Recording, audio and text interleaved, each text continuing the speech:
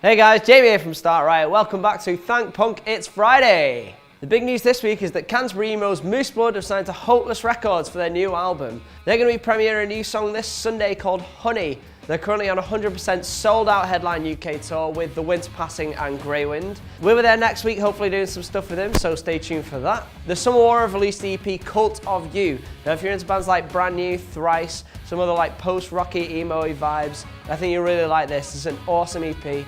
Premiered on Punktastic last week and it's available for download on Bandcamp now for 50p. Dead cheap. What can you get for 50p now? Not much, but you can get that. 5 tracks of awesome. They're also on tour at the minute. They're playing Swansea tonight, Liverpool tomorrow and Leeds on Sunday. So if you're in any of those, check them out. Decade have come back with new material. They've released a video for a song, Daisy May.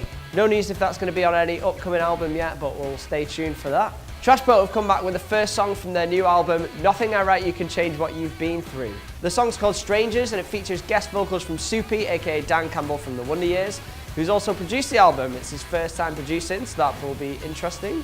Let Live have released a new song called Good Morning America, spelt morning the Alkaline Trio way. They've also released a video for that. Deftones have released a very trippy new video for their song Prayers and Triangles. That's off the album Go, which is currently at midweek #1 spot in the UK album charts. That'll be really exciting if that hits #1. Tours this week, I already mentioned Moose Blood, they're in the middle of their full UK tour. Neck Deep, Creeper and Waster are back from Europe for the second leg of their UK tour. Some sad news to report, Hevy Fest have cancelled this year's event and said that they're not doing festivals anymore. It's a real shame, the lineup looked really good. Bands like End Shikari, Saves the Day doing Through Being Cool in Full, Me Without You, Creeper, loads of great bands on there. It's a real shame. Maybe they can rally and do a smaller festival in a few years, who knows. It's a real shame to see them go. And I wanted to keep this till the end because I didn't want to detract from any of the awesome things that have happened this week and next week. Parker Cannon from The Story So Far this week kicked a fan off stage who was trying to take a selfie.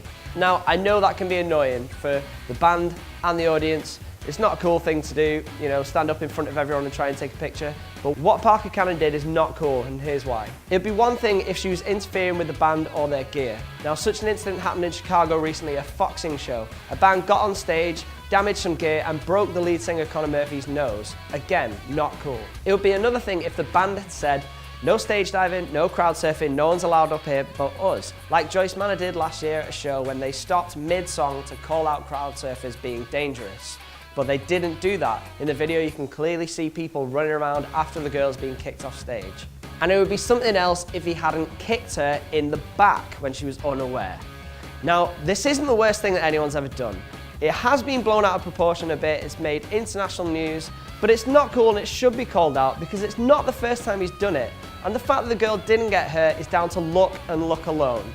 We could have another incident like Randy Blythe from Lamb of God, who threw a fan off stage, he hit his head on the floor and he died. That fan's name is Daniel Nosek and he's no longer able to go to shows and his family are no longer able to see him because he died at a show. And nobody wants that.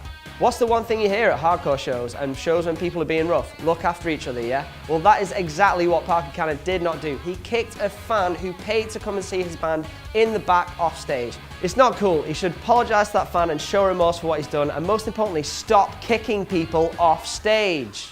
And that's all for this week. Sorry to get a bit sour there, but to cheer you up, here's a clip from last week's episode with Tellison.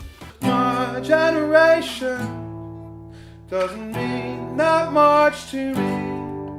And this golden age thinking means I'm often unhappy. Next week's episode sees the return of Milk Teeth. They're currently on tour in the US, but before they went away, I got a chance to chat with them. Here's what they said. Well, yeah, I went to Disneyland, and they were like, "Why are you here?" I was like, "I'm going to Disneyland." He was like, "You in a gang?"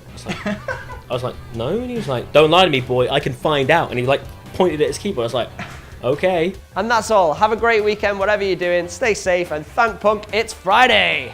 I've had a million jobs, I'll have a million more. Wish I was successful, but I sleep on the floor. Work all my life for family, so that my kids could be like me.